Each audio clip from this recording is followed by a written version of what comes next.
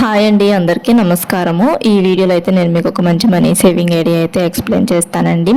మనలాంటి మధ్యతరగతి వాళ్ళమందరము కూడాను మనకు వచ్చే శాలరీ తక్కువే కదా, మనం ఏం సేవింగ్స్ చేసుకోలేము ఆ శాలరీలో అని చెప్పేసి అయితే ఆలోచిస్తూ ఉంటాం. కానీ ఒక అడుగు ముందుకైతే వేసి ఎట్లా అయినా కానీ సేవింగ్స్ చేసుకోగలము అనేసి అయితే మనం అనుకోమండి. అలా అనుకోకుండా ఉండటం వల్లే ఇంకా మనం డబ్బులు అనేటివి ఏమీ సేవింగ్స్ అనేటివి చేసుకోలేకపోతూ ఉన్నాము. కొంతమంది ఏమో ఒక అడుగు ముందుకు వేసి డబ్బులు అనేటివి సేవ్ చేసుకుంటూ ఉంటారు. నేను మీకు ఒక చిన్న ఎగ్జాంపుల్ అయితే చెప్తాను. అంటే ఈ డబ్బులు సేవ్ చేసుకోవటం విషయం ఒకటే కాదండి, ఇంకా చాలా వాటిలో కూడాను మనకేమీ చేత కాదు, మనకేమీ రాదు, మన వల్ల అవ్వదు ఈ పని అని చెప్పేసి అయితే అనుకుంటూ ఉంటాం. కానీ మన వల్ల అయ్యిద్ది అనేసి అయితే అనుకొని ముందుకు వెళ్ళము. కానీ మనకు తక్కువ సంపాదించినా కానీ మనం సేవ్ చేసుకోగలము అనేసి అయితే గట్టి నిర్ణయం అయితే తీసుకొని డబ్బులు సేవ్ చేసుకుంటే కంపల్సరీగా డబ్బులు అనేటివి సేవింగ్స్ చేసుకోవచ్చు అండి. ఒకసారి ఆలోచించండి. అంటే మనకి 5,000 శాలరీ వచ్చినా కానీ మనం కనుక కొంచెం మంచిగా ఆలోచిస్తూ ఉన్నామనుకోండి, ఆ 5,000లోనే మనం ఖర్చులు చేసేసేయంగా కనీసం ఒక 500 అన్నా సేవింగ్స్ అనేటివి చేసుకోగలము.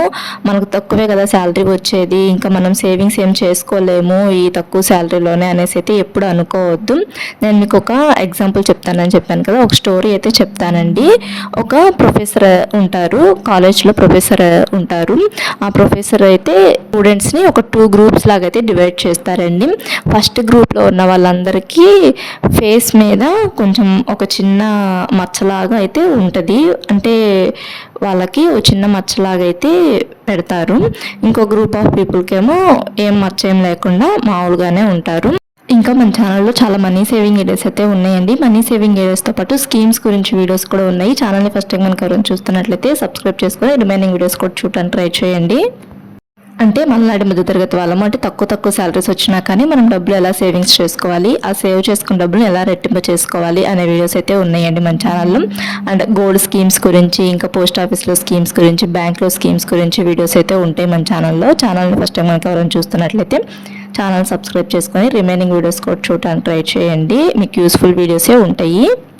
ఇంకా ఇందాక చెప్పాను కదా, అంటే ఓ ప్రొఫెసరు, కాలేజ్లో ప్రొఫెసరు స్టూడెంట్స్ని 2 గ్రూప్స్ లాగా డివైడ్ చేస్తారు. ఫస్ట్ గ్రూప్కి వచ్చేసేసి ఒక పెయింటింగ్ లాంటిది పూస్తారు. ఇంకో గ్రూప్ ఆఫ్ పీపుల్కి ఏమో నార్మల్గానే ఏం పోయారు, మామూలుగానే ఉంటారు. వాళ్ళిద్దరూ కూడాను ఇంటర్వ్యూకి అయితే అటెండ్ అవ్వాలి. ఇంటర్వ్యూలో సెలెక్ట్ అయిన వాళ్ళకి జాబ్స్ వస్తాయి అని చెప్పేసి అయితే చెప్తారు. వీళ్ళు ఏం చేస్తారు, ఫస్ట్ గ్రూప్ వాళ్ళకి పెయింట్ లాగా పూస్తారని చెప్పాను కదా, వాళ్ళందరినీ ఒకసారి మిర్రర్లో చూసుకొని కొంచెం బాగా రెడీ అయ్యి వెళ్ళండి అని చెప్పేసి అయితే చెప్తారు. అంటే ఇంటర్వ్యూ అంటే కొంచెం మంచిగా ప్రజెంటేషన్ అనేది మంచిగా ఇవ్వాలి కదా, అట్లా అందరినీ కూడాను అద్దం అయితే చూపించేసేసి బాగా రెడీ అవ్వండి, నీట్గా రెడీ అయ్యి ఇంటర్వ్యూకి వెళ్ళండి అని చెప్పేసి అయితే చెప్తారు. ఫస్ట్ గ్రూప్ వాళ్ళకి కొంచెం పెయింట్ లాగా పూస్తారు కదా, వాళ్ళందరూ అది చూసుకొని మొహం మీద ఏంట్లో పెయింట్ లాగా ఉంది, మేము ఇంటర్వ్యూకి వెళ్ళినా సెలెక్ట్ అవ్వమేమో, ఏంటో మచ్చుంది మొహం మీద అనేసి అయితే అనుకుంటారు అని చెప్పేసి కొంతమంది ఆలోచిస్తారంట. ఇంకొంతమంది ఏం ఆలోచిస్తారంటే అయినా వెళ్దాము, వెళ్తేనే కదా మనకి జాబ్ వచ్చిద్దో లేదో తెలిసేది, మచ్చ ఏం చేసిద్దిలే మనల్ని అని చెప్పేసి అయితే కొంతమంది వెళ్తారంట. తర్వాత ఇంకో గ్రూప్ అని చెప్పాను కదా, అంటే మచ్చ ఏం లేకుండా ఉండే గ్రూప్ వాళ్ళందరూ కూడాను ఇంటర్వ్యూకి అటెండ్ అవుతారంట. వాళ్ళందరిలో అందరూ కూడాను సెలెక్ట్ అవుతారంట. ఇంటర్వ్యూస్లో అందరికీ కూడాను జాబ్స్ వస్తాయంట. ఇంక ఈ మచ్చ ఉన్న వాళ్ళు కొంతమంది ఆగిపోతారు, కొంతమంది ఏం వెళ్తారు, మచ్చ ఏం చేసిద్దిలే మనల్ని అని చెప్పేసి వెళ్తారు కొంతమంది. ఆ వెళ్ళిన కొంతమంది కూడాను ఫేస్ మీద మచ్చ ఉంది కదా, దాని గురించే వాళ్ళు ఆలోచిస్తారేమో, మనం చెప్పే వాటి గురించి వినరేమో. అంటే మనకి ఏదైనా మనిషికి ఏదైనా లోపం ఉంటే ఆ లోపాన్నే చూస్తూ ఉంటారు, కానీ అందరూ మనం చెప్పే మాటని అయితే పట్టించుకోరు కదా, అట్లా వాళ్ళు ఆలోచిస్తూ ఉంటారంట. మన ఫేస్ మీద మచ్చ ఉంది, ఈ మచ్చ వల్ల మనకి ఇంటర్వ్యూలో సెలెక్ట్ అవ్వేమో మనము, ఈ మచ్చ ఏంటి అని చెప్పేసి వాళ్ళు ఆలోచిస్తున్నారేమో అని చెప్పేసి వీళ్ళు అనుకుంటారంట.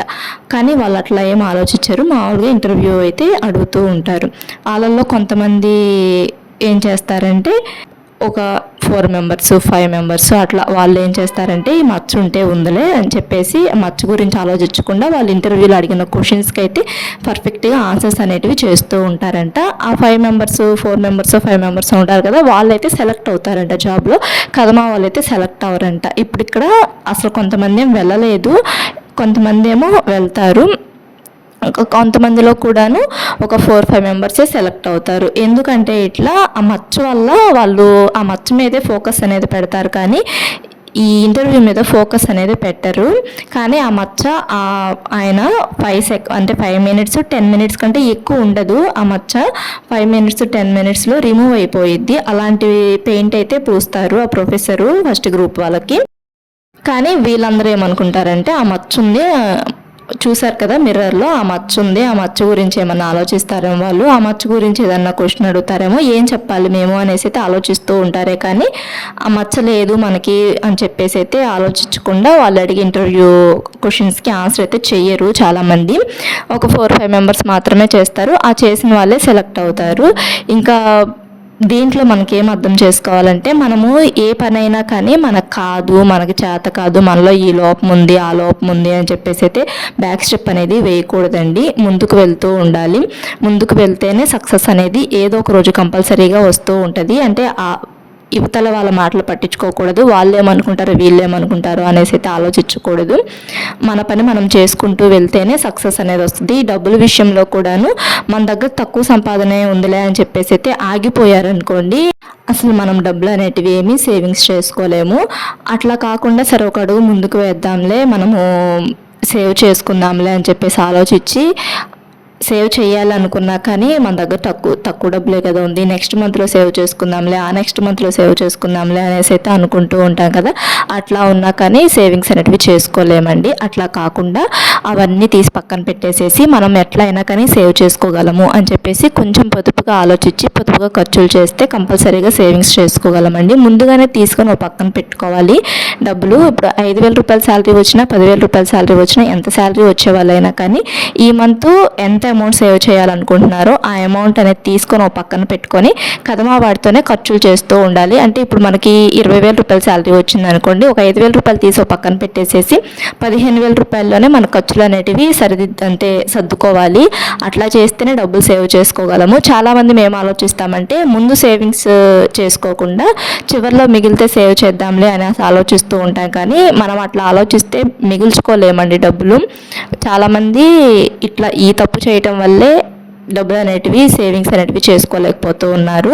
అంటే మనకు వచ్చే సంపాదనే తక్కువ, దాంట్లో మనం ఏం సేవింగ్స్ చేసుకోగలము అనేసి ఆలోచిస్తూనే ఉంటారు, కానీ అట్లా అయినా కానీ మనం సేవ్ చేయగలము అని చెప్పేసి అయితే ఆలోచించరు.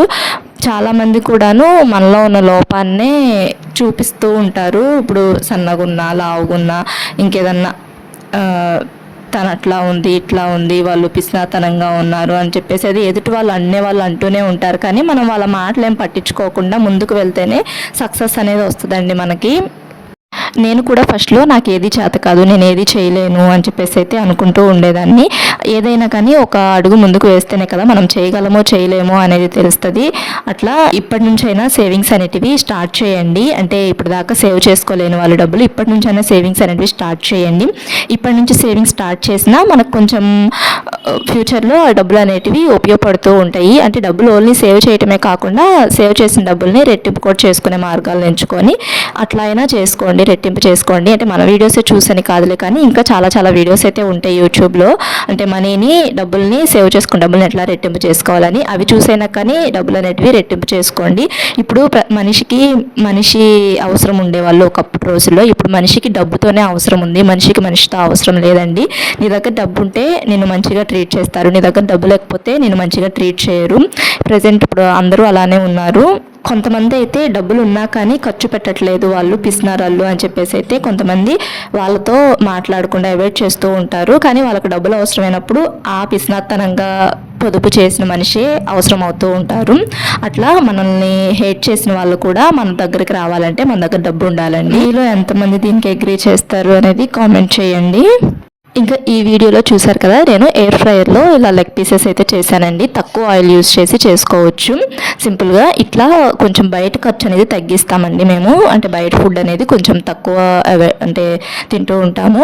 ఇవే లెగ్ పీసెస్ మనం బయట కొనాలంటే కొంచెం ఎక్కువ కాస్టే అవుతుంది. చక్కగా ఇట్లా ఈజీగా మనం ఇంట్లోనే చేసుకోవచ్చు అండ్ హెల్దీ వేలో కూడా చేసుకోవచ్చు తక్కువ ఆయిల్ యూస్ చేసి. ఇలా మనం కొన్ని చిన్న మార్పులు చేసుకుంటే డబ్బులు మనకు సంపాదన తక్కువ వచ్చినా కానీ డబ్బులు అనేటివి సేవ్ చేసుకోగలమండి.